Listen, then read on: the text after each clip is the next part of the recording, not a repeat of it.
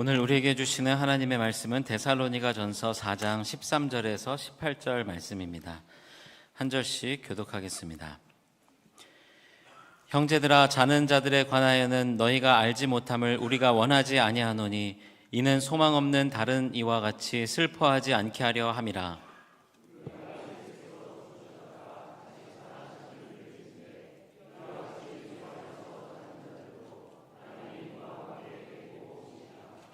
우리가 주의 말씀으로 너희에게 이것을 말하노니 주께서 강림하실 때까지 우리 살아남아 있는 자도 자는 자보다 결코 앞서지 못하리라.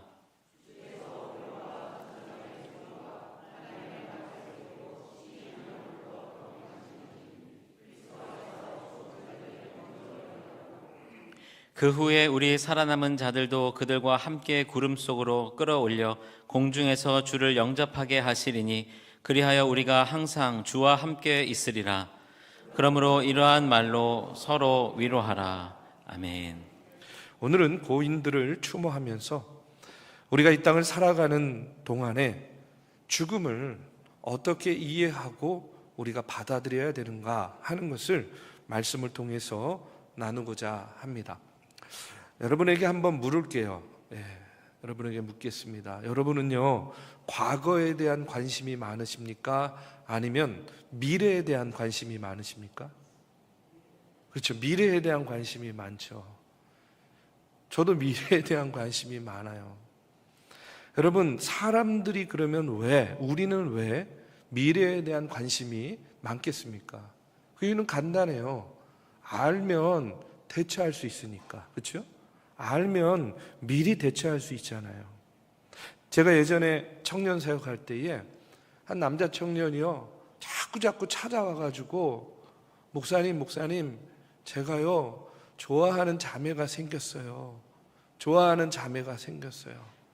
한 번도 아니고 계속 그냥 때마다 찾아와가지고 얘기를 하는 거예요. 그래서 제가 그랬어요. 아니, 왜 그걸 나한테 와서 고백하냐고. 아니, 그 자매한테 가서 고백을 해야지. 그랬더니 걱정된대요. 두렵대요. 뭐가 그렇게 걱정되니? 그랬더니 거절당할까 봐. 아니, 그래도 그 자매한테 고백해야죠. 그러면서 하는 얘기가 그거예요. 목사님, 어떻게 될지 미리 좀 알았으면 좋겠다는 거예요. 근데 여러분, 우리도 마찬가지 아닙니까? 미래의 결과를 미리 알고 싶어 하는 마음이 우리들에게는요, 누구나 다 있어요. 그렇죠? 만약에 여러분들에게 미래를 알 수 있는 능력이 있다고 한다. 그러면 제일 먼저 여러분 뭐 하고 싶으세요? 뭐 하고 싶으십니까? 그냥 마음속으로만 생각하세요. 마음속으로만. 제가요, 제 친구한테 물어봤어요. 약간 세상적인 친구입니다. 그랬더니요, 야, 미래를 알 수 있으면 좋지. 넌 그럼 뭐 할 건데? 그랬더니 나 로또 사야지. 뭐 이렇게 바로 나오더라고요. 뭐 주식 사야지. 자, 그런데 여러분, 중요한 건 뭐냐면 우리가 모르는 거예요. 미래에 어떤 일이 벌어질지 몰라요. 지금 저 문을 열고 나간 그 순간조차도 어떤 일이 벌어질지 모르는 거예요. 그렇기 때문에 우리에게는 뭐가 있습니까? 두려움이 있는 거예요. 염려가 있는 겁니다. 그러니까 불안해하고 자꾸 계산하고 염려하는 거예요. 모르기 때문에. 근데 죽음도 마찬가지예요. 여러분, 인간이 가장 두려워하는 게 뭐냐? 죽음입니다. 죽음. 근데 죽음을 두려워하는 이유가 뭐냐면 잘 모르니까. 뭘 몰라요? 죽음 이후의 삶이 어떤지를 잘 모르기 때문에 두려운 거예요. 두려워할 수밖에 없는 거예요. 그런데 여러분, 오늘 성경은요, 우리에게 이렇게 이야기를 하고 있습니다. 13절에 보면, 형제들아, 자는 자들에 관하여는 너희가 알지 못함을 우리가 원하지 아니하노니 이는 소망 없는 다른 이와 같이 슬퍼하지 않게 하려 함이라. 이렇게 말씀하고 있어요. 자는 자들에 관하여 너희가 알지 못함을 우리가 원하지 아니하노니라는 말은요, 알고 있다라는 거예요. 죽음 이후의 삶에 대해서 하나님께서 이미 알려주셨고 우리는 알고 있다라는 겁니다. 우리가 죽음에 대해서 이야기할 때에 막연히 그렇게 이야기하잖아요. 아니 뭐 죽어봐야 알지. 그렇죠? 맞아요. 맞는 말이에요. 그런데 여러분, 성경이 말하는 죽음은요, 죽어봐야 아는 영역이 아니라 바로 이미 계시된 하나님의 말씀으로 우리가 알고 있는 영역이라는 거예요. 여러분, 죽음 이후에 어떻게 되는지 아십니까? 모르십니까? 그냥 대충 알아요. 그렇죠? 대충 알아요. 아니, 당연하죠. 대충 아는 것도 아는 거잖아요. 그렇죠? 이미 우리는 알고 있어요. 죽음 이후에 대해서 잘 모르겠다 하는 분들, 오늘 말씀을 통해서 죽음 이후의 삶에 대해서도 좀 아는 시간이 되었으면 좋겠어요. 오늘 성경은요 이렇게 이야기합니다. 15절에 보니까 우리가 주의 말씀으로 너희에게 이것을 말하노니, 여러분, 이 죽음 이후의 삶에 대한 말씀이요, 누구의 말이냐면 예수님의 말씀이라는 거예요. 여러분, 목사의 말은 긴가민가 잘 안 믿어도 예수님의 말씀 믿으십니까? 안 믿으십니까? 믿으시죠? 주님께서 말씀하신 진리라는 거예요. 그러니까 죽음 이후의 세계는 막연히 그럴 것이다 라고 추측하는 것이 아니라 주님께서 당신의 말씀으로 알려주신 사실이다 하는 겁니다. 그래서 우리는 죽음 이후를 알 수 있어요. 어떻게? 하나님이 말씀을 통해서 알려주셨기 때문에. 근데 오늘 본문 말씀에 보면 바울이요, 이 성도의 죽음에 대해서 아주 특별한 표현을 써서 이야기를 하고 있습니다. 그게 뭐냐면 14절에 보니까 우리가 예수께서 죽으셨다가 다시 살아나심을 믿을진데 이와 같이 예수 안에서 자는 자들도 하나님이 그와 함께 데리고 오시리라, 이렇게 이야기하고 있어요. 자, 부활을 믿고 예수를 믿고 죽은 사람들에 대해서 뭐라고 이야기하냐면 바울이 예수 안에서 자는 자들이다, 이렇게 이야기를 하고 있어요. 그러니까 한마디로 죽음을 뭐라고 표현하는 거예요? 자는 거라는 거예요. 잠. 그리고 죽은 자들은 자고 있다라는 거예요. 잠자는 자들. 예배 시간에 여러분 주무시면 뭐하고 같은 거예요? 자, 잊으십시오. 잊어버리세요. 마음에 두지 마시고. 예수님도 그런데 그렇게 말씀하셨어요. 성경에 보면 요한복음 11장에 보면 예수님이 죽은 나사로를 살리시는 얘기가 나옵니다. 거기 11절에 보면 이렇게 이야기해요. 우리 친구 나사로가 잠들었도다. 그러나 내가 가서 깨우노라. 죽은 지 사흘이나 되었는데 그 나사로를 향해서 뭐라고 이야기해요? 잠들었다는 거예요. 자고 있다는 거예요. 그래서 내가 가서 깨우겠다는 겁니다. 마가복음 5장에 보면 회당장 야이로의 딸이 죽었어요. 근데 그 죽은 딸을 살리시는 얘기가 나옵니다. 그런데 거기에도 보면 이렇게 이야기해요. 예수님이 너희가 어찌하여 떠들며 우느냐? 이 아이가 죽은 것이 아니라 잔다 하시니, 회당장의 죽은 딸도 지금 예수님은 뭐라고 이야기하는 거예요? 자고 있다는 거예요. 그래서 가가지고 소녀야 일어나라 난리다붐 하니까 어떻게 돼요? 일어나잖아요. 여러분, 왜 예수님은 죽음을, 또 바울은 죽음을 자고 있다라고 이야기를 하는가? 초대교회 당시에 로마와 헬라 사람들은요 어떤 세계관을 가지고 있었냐면 죽은 사람 땅 주위에 영들이 일어나가지고요 막 돌아다닌다 생각했어요. 무서운 얘기죠. 근데 우리도 그랬잖아요. 우리도 저 어렸을 때 동네에 이렇게 묘지, 공동묘지 같이 이렇게 무덤이 있었어요. 그러면 야, 밤에 거기 가지 마. 거기 가면 귀신 나와. 막 이제 이렇게 이야기도 듣고 그랬습니다. 그래서 중고등부 교회에서 수련회 가잖아요. 뭐 저희 지방 시골로. 그러면 꼭 밤에 무슨 뭐 철로 역정해가지고 막 그런 어떤 뭐 무덤 막 이렇게 지나가고 막 이런 거 하고 그랬어요. 여러분도 그런 경험 있으시죠? 예. 저만 있나요? 이렇게 험하게 제가 신앙생활을 했습니다. 근데 로마 사람들, 헬라 사람들은요, 그런 생각을 갖고 있었어요. 그런데 그 당시의 기독교인들은 여러분 그 공동 묘지를 뭐라고 불렀냐면 코이메테리온이라고 불렀습니다. 코이메테리온. 그 묘지를, 이게 이제 영어로 세메터리라고 해가지고 묘지로 이렇게 언어가 발전한 건데, 이 코이메테리온이라는 단어의 의미가 뭐냐면 이런 겁니다. 잠자는 곳, 잠시 머무는 곳이라는 그런 의미예요. 묘지는 어떤 곳이다? 잠자는 곳, 잠시 머무는 곳으로 이해한 거예요, 기독교인들이. 그런데 당시에 로마 사람들도요, 그 로마 군인들이 머무는 막사 있잖아요, 막사. 그것을 코이메테리온이라고 불렀어요. 이유가 맞죠. 왜냐하면은 병사들이 이동하면서 텐트 막사 치잖아요. 그러면 거기는 어떤 곳이에요? 그냥 잠시 머무는 곳, 하룻밤 자는 곳이잖아요. 그냥 영원히 거기 거하는 곳이 아니지 않습니까? 그러니까 죽음을요, 그렇게 이해한 거예요. 뭐냐면 잠시 잠깐 머무는 곳이라는 거예요. 묘지를 그렇게 생각한 거예요. 잠시 잠깐 머무는 곳. 그러니까 성도의 죽음은 뭐냐? 잠시 누워 있는 것이지 영원히 누워 있는 것이 아니라는 거예요. 여러분 혹시 수면 내시경 해보신 적 있으세요? 수면 내시경 하면요, 입에다 이제 이렇게 물리고, 자 이제 약 들어갑니다. 그러고선 잠깐 눈 한 번 감은 것 같은데, 자 이제 일어나세요, 일어나세요 그래요. 그러면 검사가 끝난 게 아니라 검사 끝나고요, 회복실에서 한참을 잔 거예요.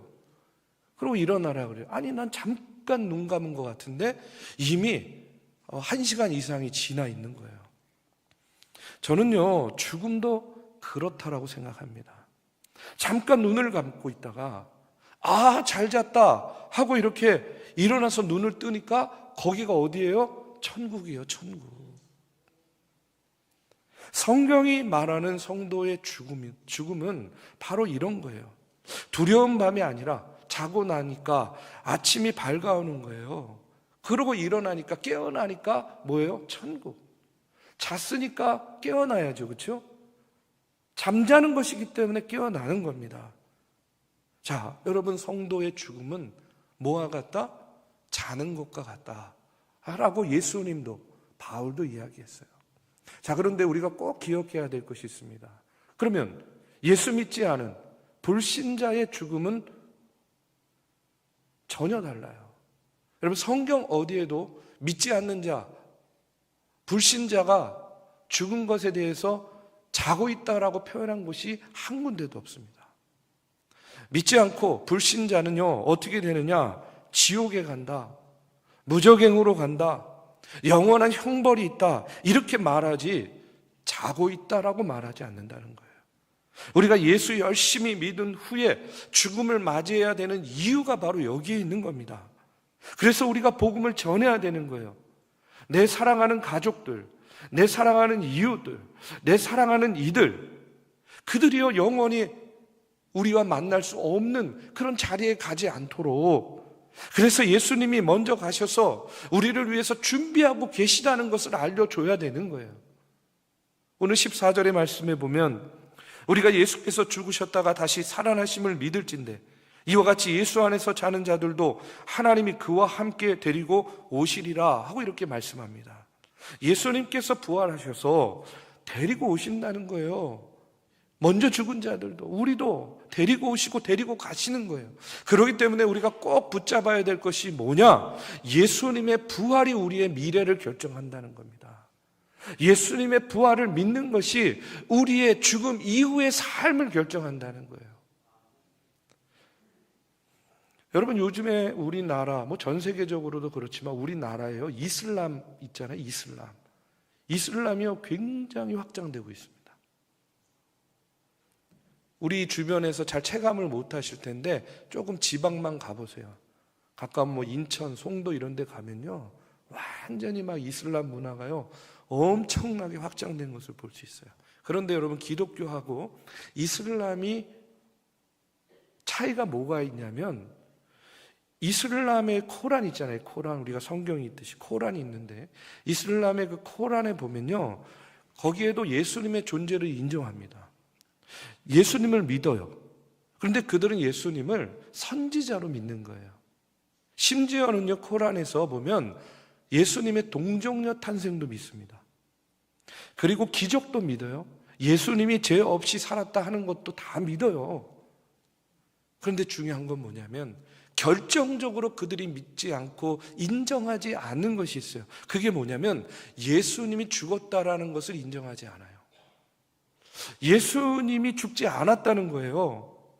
그러면 예수님은 어떻게 됐느냐? 예수님은 죽지 않고 하늘로 그냥 승천했다는 거예요.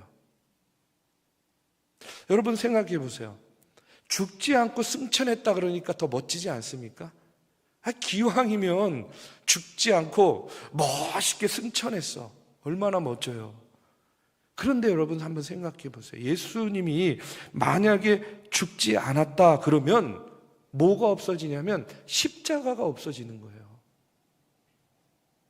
여러분 죽었다가 살아나지 않았으니까 뭐가 없어요? 부활이 없는 거예요. 부활이 없으면 어떻게 됩니까? 우리에게는요, 천국에 대한 소망도 없는 거예요. 이 결정적인 차이가 어디에 있느냐? 예수의 죽음과 부활을 믿느냐 믿지 않느냐의 차이가 있는 겁니다. 그래서 기독교에서 십자가가 사라지고 부활이 사라지면 뭐가 없어져요? 소망이 없어지는 겁니다. 아무것도 아닌 것이 되는 거예요. 여러분, 우리 죄를 위해서 예수님께서 십자가에 달려 죽으셨습니다. 그래서 부활하셨듯이 오늘 그 죄사함을 받은 우리도 예수님의 보혈의 은총으로 부활하는 거예요. 이것을 믿으면 영원한 생명을 얻게 되는 것이고 잠자다가 깨는 것 같이 천국의 백성이 되는 것이다. 여러분, 성경이 우리에게 말씀하고 있는 겁니다. 이것을 믿어야 된다는 거예요. 예수님이 먼저 가 계시다는 거예요. 그리고 준비하고 있다는 겁니다. 그래서 요한복음 14장 1절에서 3절의 말씀에 보면 이렇게 말씀하고 있어요. 우리 한번 다 같이 봉독해 보겠습니다. 자, 시작. 너희는 마음에 근심하지 말라. 하나님을 믿으니 또 나를 믿으라. 내 아버지 집에 거할 곳이 많도다. 그렇지 않으면 너희에게 일렀으리라. 내가 너희를 위하여 거처를 예비하러 가노니 가서 너희를 위하여 거처를 예비하면 내가 다시 와서 너희를 내게로 영접하여 나 있는 곳에 너희도 있게 하리라. 아멘. 예수님이 천국에서 우리의 거처를 미리 다 예배해 놓고 계시다는 거예요. 그리고 우리가 예수 믿고 때가 돼서 하나님의 부름을 받았을 때에 우리는 그 예비한 천국, 예비한 처소로 들어간다는 겁니다. 여러분, 그런데요, 중요한 건 뭐냐면 우리가 죽어서 어느 순간에 죽을 때 혹은 죽음을 맞이하면서 예수님에 대해서 고백하고 마치 우리가 어떤 장소를 옮겨서 이 세상하고는 단절하고 저 멀리 어디 천국에 간다. 여러분, 그렇게 생각하면 안 돼요. 여러분, 신앙은요, 관계입니다. 신앙생활은 관계예요. 예수님과 좋은 관계를 맺는 것이 신앙생활이에요. 여러분, 17절에 보면 그리하여 우리가 항상 주와 함께 있으리라. 이것은요, 살아있을 때에도 항상 주와 함께 있는 것이고 죽어서도 천국에서 항상 주와 함께 있는 거예요. 그냥 여기서 죽고 난 다음에 천국에 가서 그렇게 되는 것이 아니라 지금 우리가 살아있는 동안에도 우리가 예수님과 교제하는 거잖아요. 그렇죠? 예수님께 예배하잖아요. 예수님께 예배하고 난 예수가 좋다오. 예수님이 좋은 거예요. 그러면 지금 살아있는 동안에 이 관계가 그대로 지속되고 유지되어서 이 관계를 가지고 어디를 가느냐? 천국에 가는 거예요. 그래서 오늘 예수님에 대한 믿음이 있고 예수님을 잘 믿고 섬기면 어느 순간에 눈을 탁 떴는데 그곳이 어디예요? 천국이에요. 아, 그러면 천국이구나 하고 이 세상에서 가졌던 그 관계 그대로 또 천국에서도 예수님과 그 관계 속에서 우리가 주님과 동행하는 그런 영원한 삶을 살게 된다는 겁니다. 그러니까 여러분, 천국을 너무 어떤 장소로만 생각하지 마시고 저는 이렇게 말씀드리고 싶어요. 천국은 주님과의 관계가 완성되는 곳입니다. 이 땅에 살아있는 동안에 주님과 맺었던 그 관계가 이제 이 땅에서의 삶은 다 하고 하나님의 부름을 받아서 천국에 갔을 때 그곳에서 비로소 완성되는 것. 천국에 간다 그러면 단절이 아닙니다. 단절. 예수님과 여기서 좋은 관계를 맺은 것이 그대로 천국까지 이어지는 거예요. 그러니까 여기서 맺어진 예수님과의 관계로 천국에 가는 것이고, 지금 이 자리에서 만난 우리들도 대부분 다 천국에서 만날 거예요. 아멘? 여러분, 천국에서 누구를 가장 만나고 싶으세요? 천국 가면 누구 가장 만나고 싶으세요? 저는요, 저희 어머니 만나고 싶어요. 예수님도 만나고 싶지만.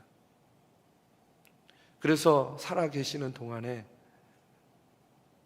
다 못다한 얘기도 나누고 싶고, 또 아쉽잖아요. 살아계실 때 좀 더 잘할 걸 하는 그런 아쉬움이 있어요. 할 수만 있다면 또 그렇게 또 잘하고 싶어요. 여러분, 생각해 보세요. 우리가 지금 이 땅에 살면서 내가 천국 가면 나 어머니 만나고 싶어, 나 아버지 만나고 싶어, 내 사랑하는 그 사람을 만나고 싶어, 이런 마음을 갖는 것 자체가 얼마나 감사한 일입니까? 여러분, 천국에 소망이 있기 때문에 나 천국 가면 어머니 만나고 싶어, 이런 마음도 갖는 거 아니겠어요? 여러분, 예수 믿지 않으면 여러분 어떻게 이런 생각, 이런 소망을 가질 수 있겠냐는 거예요. 이런 바람을 가질 수 있다는 것 자체가 얼마나 감사한 일인지 몰라요. 얼마나 예수 믿기를 잘했는지 몰라요. 천국은 낯선 땅이 아닙니다. 우리가 사랑했던 그 사랑하는 사람들과 다시 만나고 재회하는 곳이 바로 천국이라는 거예요. 그렇기 때문에 여러분, 오늘 우리가 이 시간에 먼저 하나님 나라에 가신 분들을 추모하잖아요. 기억하고 그리워하면서 아쉬움도 또 슬픔도 애통함도 있지만 무슨 생각해요? 나도 천국 가서 다시 우리 아빠, 우리 엄마 만나야지. 여러분, 이런 생각하는 거 아닙니까? 이런 마음을 가질 수 있는 것 자체가 얼마나 감사한 일이에요. 바울은요, 이렇게 말합니다. 소망 없는 다른 이와 같이 슬퍼하지 않게 하려 함이라. 여러분, 성도의 눈물은 죄가 아니죠. 우리도 사랑했기 때문에 슬퍼하는 겁니다. 눈물 흘리는 거예요. 그런데 중요한 건 뭐냐면 성도의 죽음은요, 절망이 없는 슬픔이라고 믿습니다. 같은 슬픔이라도 절망이 없는 거예요. 이유가 뭐예요? 다시 만날 소망이 있으니까. 다시 만날 수 있으니까. 부활의 약속이 있고 천국의 영광이 있기 때문에 슬프기는 하지만 뭐가 없어요? 절망이 없는 거예요. 제가요, 장례식 집례하면서 참 장례를 많이 하는데 당황 아닌 당황스러웠던 그런 경험이 있어요. 한 번은 장례식에서 이제 말씀을 전하고 이제 유가족 대표한테 일어나셔서 인사하십시오. 그랬더니 장남이 딱 일어나가지고 인사하는 거예요. 근데 이분이요, 눈이 빨개가지고 눈물을 글썽이면서, 그런데 이렇게 이야기합니다. 여러분, 와주셔서 감사합니다. 그런데 저는 저희 아버지가 지금 더 좋은 곳 천국에 계시는 줄로 믿습니다. 저는 우리 아버지 그곳에서 다시 만날 겁니다. 여러분, 와주셔서 감사합니다 하고 이렇게 인사를 했어요. 그런데 장례식에 왔던 분들이요, 글쎄 모르겠어요. 자기도 모르게 박수를 쳤는지 다 박수를 치는 거예요. 여러분, 한번 생각해 보세요. 장례식에서 박수가 나왔다니까요. 여러분, 이게 가당키나 한 일입니까? 세상 사람들이 그걸 보면서 이해가 될까요? 이해가 안 되는 일이에요. 그런데 우리는 이해가 돼요. 왜 그렇습니까? 천국에 소망이 있으니까. 다시 만날 것이라는 그런 믿음과 확신이 있으니까 그 순간에 박수가 나오는 거예요. 여러분, 이처럼 부활의 소망은 오늘을 사는 우리들에게 오늘을 살게 하는 힘이 되는 줄로 믿습니다. 그래서 오늘 바울은요 11절에 보면요 이렇게 이야기해요. 또 너희에게 명한 것 같이 조용히 자기 일을 하고 너희 손으로 일하기를 힘쓰라. 하늘만 바라보지 말고 오늘을 살라는 거예요. 이 땅에서 예수님 다시 오실 때까지 열심히 신앙생활하고 충성되이 일하라는 겁니다. 그러니까 성도의 삶은 저는 아주 단순하다고 생각해요. 여러분, 우리 인생은요 둘 중에 하나입니다. 이렇게 자다가 눈을 딱 떴는데 그냥 아침이에요. 그러면 그냥 한국이에요, 한국. 그런데 이렇게 자다가 눈을 딱 떴는데 천국이에요. 그럼 천국인 거예요. 한국이든 아니면 천국이든. 오늘 우리는 소중한 분들을 떠나보내면서 그분들을 추모하면서 여러분 이 말씀 앞에 우리가 서 있습니다. 저는요 여러분 오늘 이 말씀을 다시 한번 꼭 마음속에 새기시고 위로받으시고 세임 얻으시고 천국의 소망 가지시기를 주님의 이름으로 축원합니다. 여러분, 죽음은 잠입니다. 그리고 부활은 사실입니다. 그리고 천국은 준비되어 있습니다. 그렇기 때문에 우리는 사랑하는 사람들과 다시 만날 것입니다. 예수님이 우리를 데리러 오실 거예요. 그리고 그분과 함께 영원히 있을 겁니다. 그러므로 바울은요 18절에서 이렇게 이야기합니다. 그러므로 이러한 말로 서로 위로하라. 여러분, 이 천국의 소망을 가지고 우리 사랑하는 유가족들 위로해 주시기 바라요. 그리고 여러분들, 우리가 죽음에 대해서 생각할 때에 그 천국의 소망을 가지고 우리가 모르는 것이 아닙니다. 알고 있습니다.